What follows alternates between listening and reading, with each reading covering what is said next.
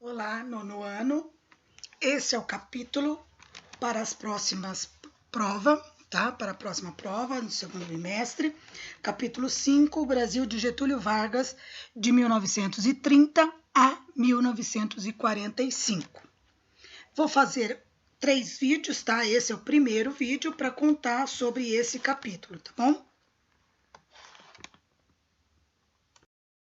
Então, vamos lá. Fim da República Oligárquica.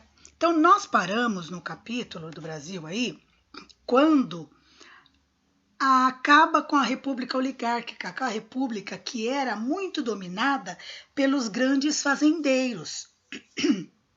Até tinha presidente já o Brasil, só que os grandes fazendeiros é que tinham muita economia em suas mãos e eles votavam ali, queriam aquele candidato, aquele político, e eles acabavam tendo o presidente em suas mãos. Então aí agora começa, em 1926, o fim dessa oligarquia. Quem vence para ser presidente é o Washington Luiz. A escolha da presidência era entre os deputados. Eram eles, e senadores, deputados e senadores, que escolhiam a presidência. O povo não votava para a presidência, tá? O povo só votava para escolher quem seriam os deputados. E depois, entre eles, ali no Congresso, é que escolhia o presidente e o governador. Bom, Washington Luiz era um intelectual muito ligado, muito interessado na história do Brasil. Ele vai desenvolver o arquivo histórico, né, nacional para ter escritas as histórias, as coisas do Brasil documentadas. E o povo brasileiro tinha uma expectativa que ele modernizasse o Brasil e que melhorasse as elites agrárias, né, que fizesse alguma reforma agrária, né, e ajudasse ali a classe média e tal.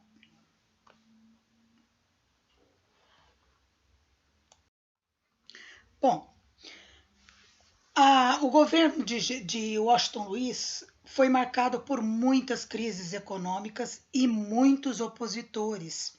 Criticavam muito, exigindo mudanças mais profundas na política, coisas que Washington Luiz não estava resolvendo, apesar dele ser muito autoritário.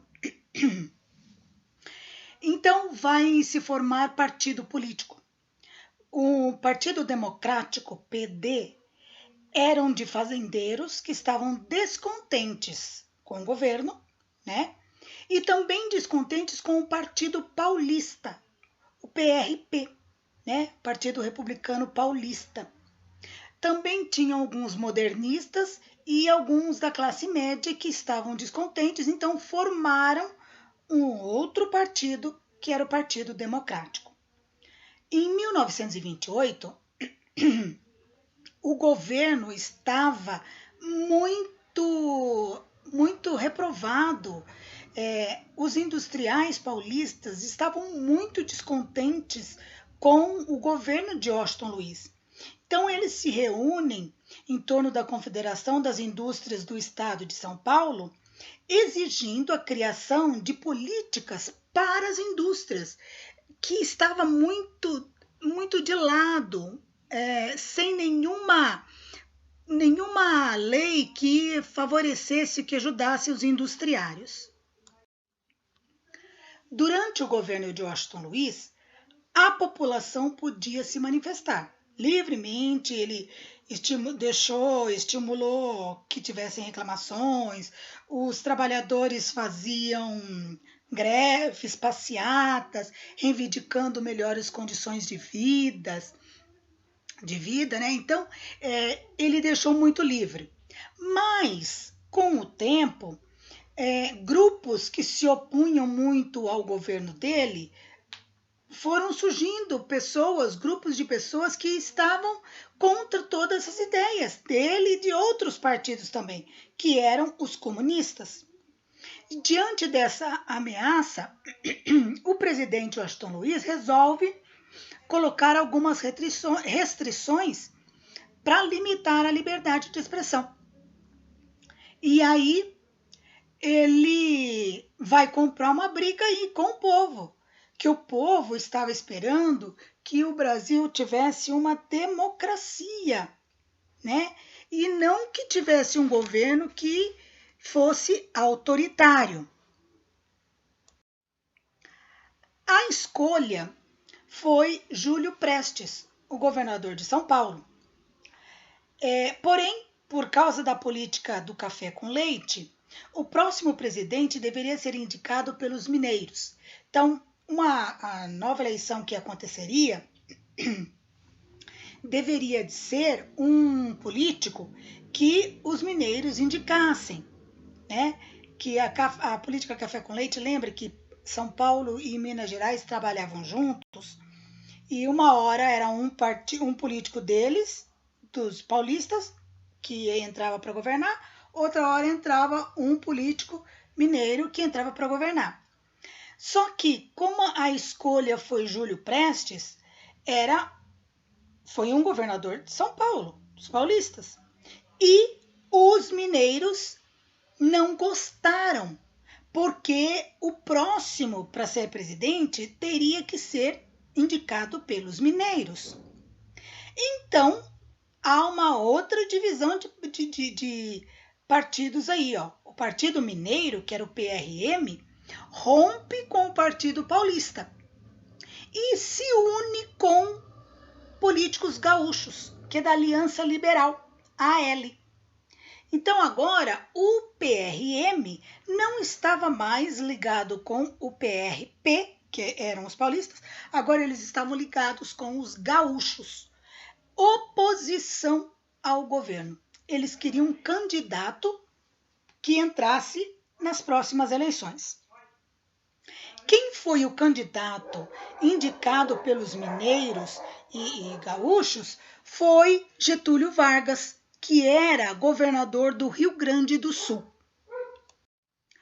Bom, a campanha foi intensa e Vargas foi ganhando simpatia da população e de algumas oligarquias que estavam muito descontentes com o governo de Washington Luiz.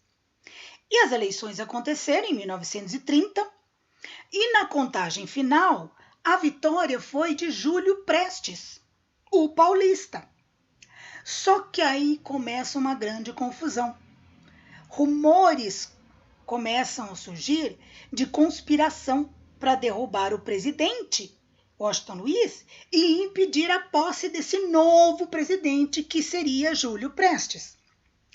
Ameaças de revolta para derrubar o governo e alguns partidários de Vargas, porque eles começaram a questionar essa vitória de Júlio Prestes, que havia sido contado errado esses pontos para a eleição. E então esses partidários de Vargas pedem para ter uma recontagem, porque isso daí não está nada legal, eles não estão acreditando que tinha sido Júlio Prestes o vencedor.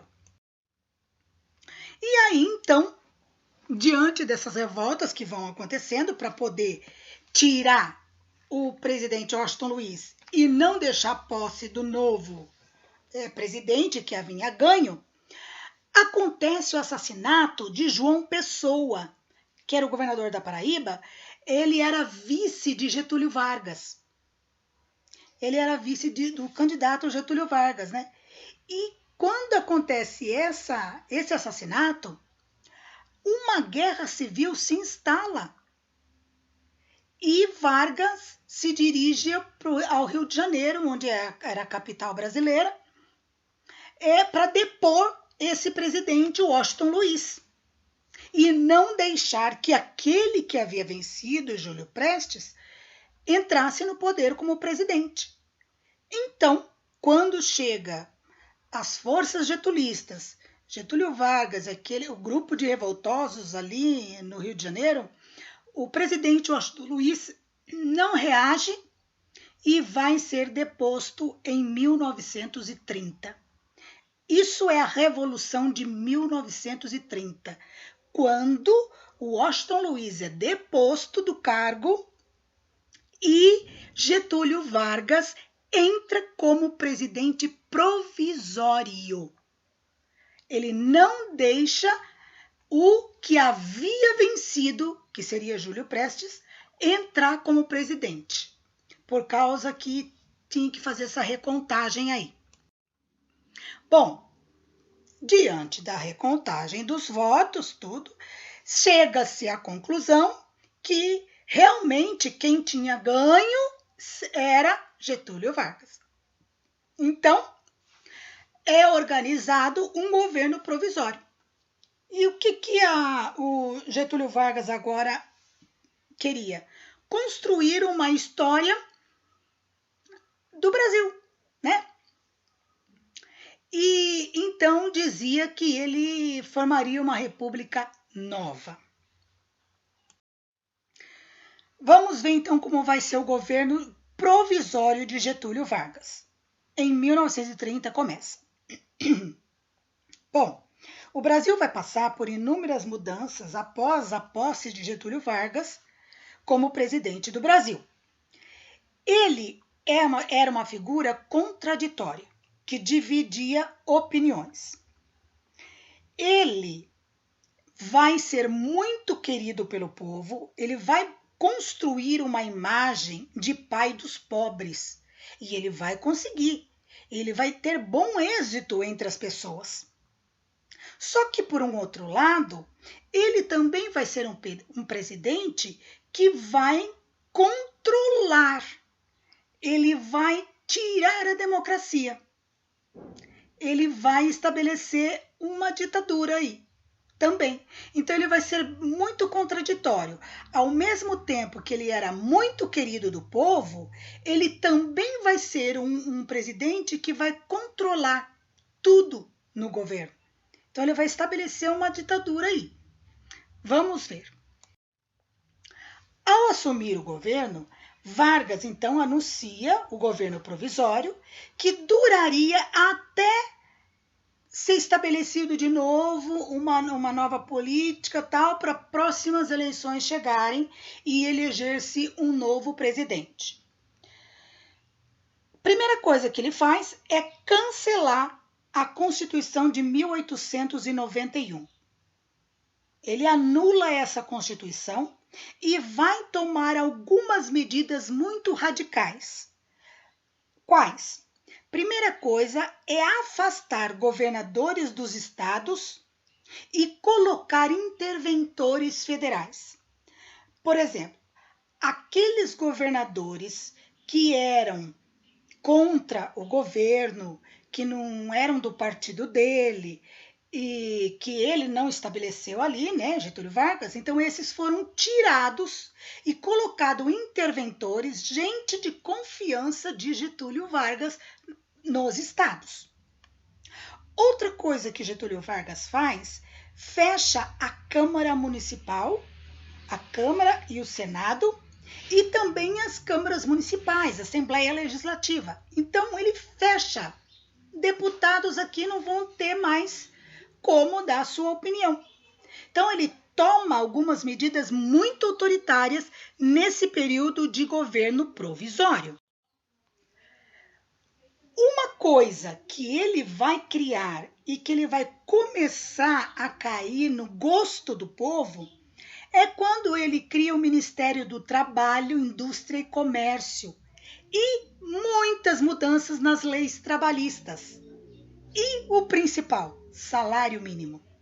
Agora o povo estava amando de paixão Getúlio Vargas. Ele cai no gosto do povo. Por isso que ele é chamado pai dos pobres, porque agora ia ter leis trabalhistas, tanto para ajudar as indústrias, o comércio e o povo. Então agora teria que ter uma lei. Isso deixou o povo muito feliz.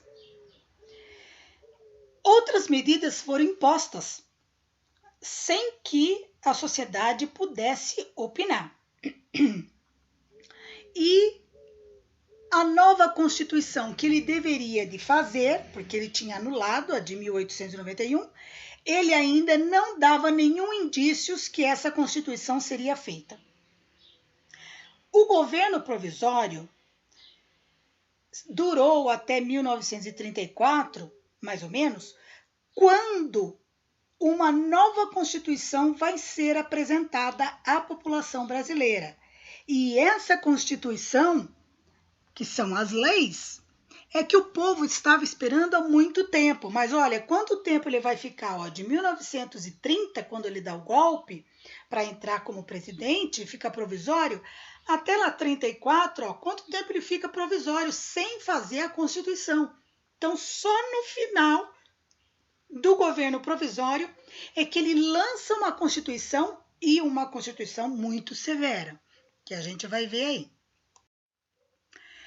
Com o crescimento das cidades, alterou o cenário político, além de consolidar novas exigências culturais. Por exemplo, algumas regiões brasileiras começaram a se desenvolver muito mais do que outras. As indústrias vinham mais para o Sudeste e o Sul.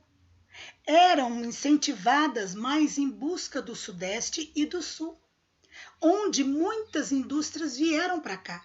E outras regiões brasileiras foram ficando mais desprotegidas, sem estrutura, onde as pessoas passavam por muitos e muitos problemas. Outras coisas eram cidades, centros urbanos que foram modernizados para mostrar que ali estava se desenvolvendo, olha, o país estava se desenvolvendo, olha as casas muito bem elaboradas, e a classe alta morava nesses centros urbanos, e que o povo pobre era mais para os bairros da periferia, para o bairro das favelas. Eles não tinham muito, não podiam estar misturados com os ricos e a beleza do centro urbano. Eles foram afastados mais ainda para as periferias. E é claro que nos centros da cidade era mais estruturado, o saneamento, as praças, tudo muito bonito, com plantações, com flores, e as ruas mais largas, enquanto as periferias continuavam sem estrutura, muita pobreza, e as casas tudo juntas, muita sujeira, transmitindo doenças para as pessoas.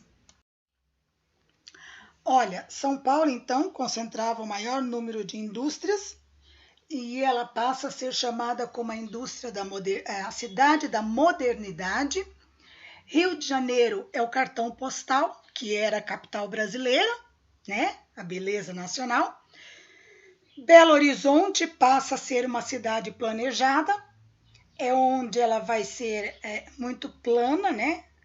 Bem planejada, centros urbanos aqui, centros comerciais ali, tá? Então, todo esse avanço que acontecia, porque o progresso estava chegando, só que, ao mesmo tempo, os problemas sociais se intensificavam cada vez mais. Porque dava-se para perceber muito nítido a diferença social, que os pobres eram mais afastados, que ali a infraestrutura estava muito precária, aliás, nem tinha estrutura ali. Enquanto nos centros urbanos, onde as melhores famílias moravam, estavam sendo mais cuidadas, mais estruturadas. Muitos trabalhadores moravam em cortiços, favelas, subúrbios. Cortiços eram casas que eram feitas de madeira, muito juntas umas nas outras. Moravam várias famílias com um banheiro para aquele monte de família, um lugar para lavar roupa, e era muito próximo uma casa da outra, então as condições eram muito precárias. E quando pegava fogo numa coisa, numa casa, pegava em várias, porque as casas eram muito próximas umas das outras e ali não tinha nenhum saneamento básico, não tinha água encanada, nada. Então a dificuldade para o povo era muito grande, que eles passavam muitas dificuldades ali. E nesses lugares também, as festas populares, tradições culturais, a música era muito presente. Era algo que traduzia a cultura brasileira. Uma música que representa muito a cultura brasileira é o samba. O samba é algo que representa muito, né, a nossa cultura. A primeira emissora de rádio brasileira surgiu no Rio de Janeiro, em 1923. E depois, com o tempo, foi se espalhando pelo Brasil mais rádios, para que divulgasse mais as músicas, né? Falasse um pouco mais da cultura brasileira. Com o tempo, a influência europeia, que era tão grande ali na Primeira Guerra Mundial, né? Tudo se influenciava e o Brasil copiava muito a Europa. Agora, a influência europeia estava ficando de lado e uma nova influência chegando, que era a influência estadunidense, dos Estados Unidos. Então agora o Brasil passa a adquirir muita cultura, muitas coisas e influências da cultura estadunidense, dos Estados Unidos. Vamos ver agora São Paulo e o governo federal. Bom, em 1931 e 32, o governo de Vargas vai ter muitas tensões, muitos conflitos, instabilidades com os políticos paulistas. Porque muitos desses políticos paulistas não gostaram que os interventores que Getúlio Vargas colocou nos estados eram muitos de outras regiões e outros partidos. Quase não tinha interventores da liderança paulista. Então, Getúlio Vargas, para não deixá-los descontentes, então coloca alguns interventores paulistas para cuidar dos estados.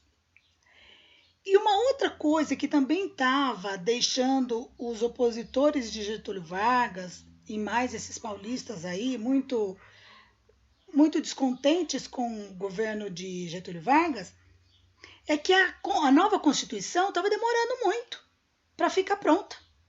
E Getúlio Vargas só enrolando e nada de fazer a nova Constituição. Então, diante dessa demora para a nova Constituição e muitos descontentes com o governo de Getúlio Vargas, vai acontecer um levante contra Vargas, que é a Revolução Constitucionalista. O que é isso? A revolta constitucionalista, né, a Constituição, a Revolução Constitucionalista é que o povo, políticos paulistas e muitos opositores estavam contra Getúlio Vargas porque não elaborava uma nova Constituição. Aí vem o nome da Revolução Constitucionalista. Então, passeatas aconteciam, comícios, a imprensa falava muito mal do governo de Getúlio Vargas, exigindo que uma nova Constituição fosse feita. E então, diante dessas passeatas todas, né, que eles queriam que uma assembleia fosse escolhida, né, que votassem os deputados e tal, e ali ela ajudasse a elaboração de uma nova Constituição. Então, um comício, no dia 23 de maio, é organizado contra o governo federal.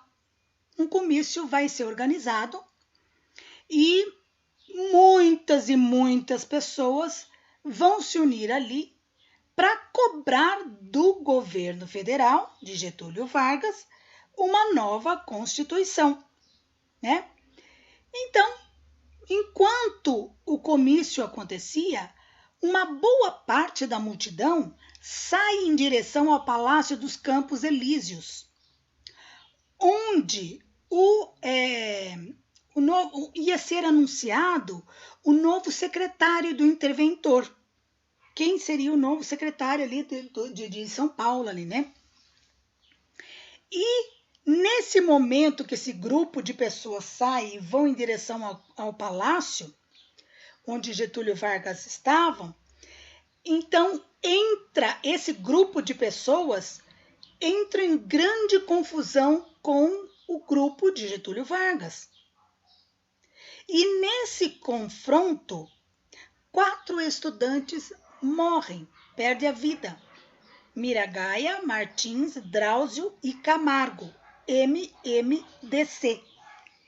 E essa confusão, então, que era para ser uma coisa mais pacífica, passa a ficar muito perigosa, porque 4 jovens perdem a vida.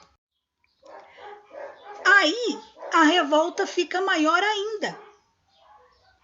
Fica maior ainda, em grandes proporções. O governo federal vai intervir junto com aquele grupo de pessoas que estão indo contra o governo federal. E no dia 9 de julho, São Paulo declara guerra contra Vargas. Revolução Constitucionalista. Ali, essa guerra civil vai ficar por alguns meses. Ali em São Paulo, forças de São Paulo contra o governo federal de Getúlio Vargas. O governo federal reúne tropas e cerca os pontos importantes de fronteira paulistas. E duros confrontos acontecem ali por 3 meses, mais ou menos, levando à morte cerca de 600 soldados e 352 civis. Só no início de outubro é que os paulistas se rendem. Então, olha, começa em julho essa Revolução Constitucionalista, essa guerra civil, e vai acabar no começo de outubro, quando os paulistas se rendem e acaba com essa revolta contra o governo federal. Diante dessa tensão toda, Getúlio Vargas decide atender algumas dessas reivindicações dos paulistas, né? E convoca uma Assembleia Nacional Constituinte.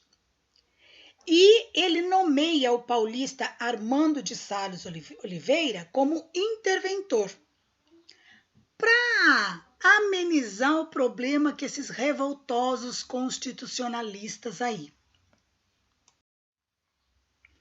Assim não ia ter mais assim com que ficar pressionando tanto o governo. Então Getúlio Vargas ia fazendo as coisas bem devagar, porque a nova Constituição ainda ele não estava pronto para fazer, né? Então, só para acabar um pouco com essa revolta, ele convida esse interventor paulista aí para amenizar um pouco o problema. Em frente ao Parque Ibirapuera, tem esse obelisco em homenagem aos mortos da Revolução de 32.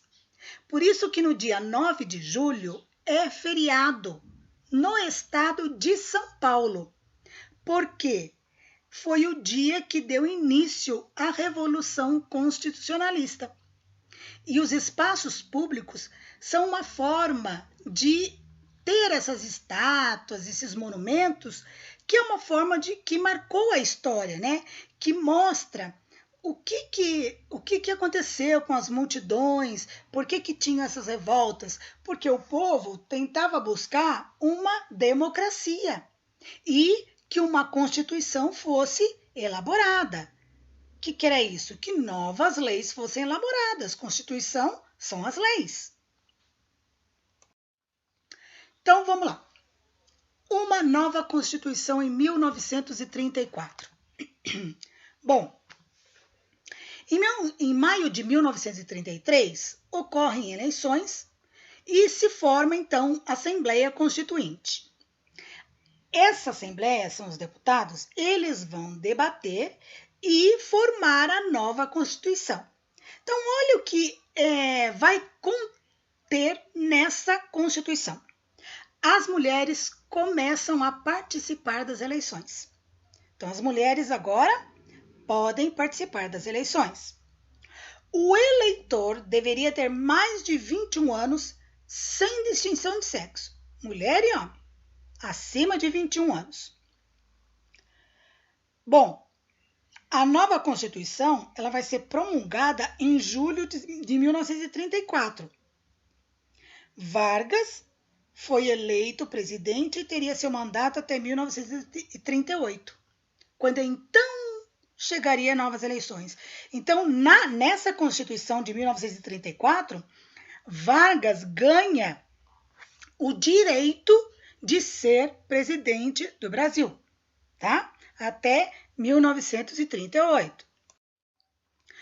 Outra coisa, o mandato do presidente seria de 4 anos, sem direito à reeleição. Outra coisa, deveria existir um Congresso Nacional que impediria o governo com poder executivo total. Então, quer dizer, tinha que ter os deputados, tudo, para ajudar o governo federal, o presidente a governar. Para o presidente não governar sozinho, não ter o poder total. O voto seria obrigatório, secreto e direto. A permissão da idade foi reduzida, não é mais 21 anos não, a partir de 18 anos. Soldados, analfabetos e estrangeiros não podiam votar.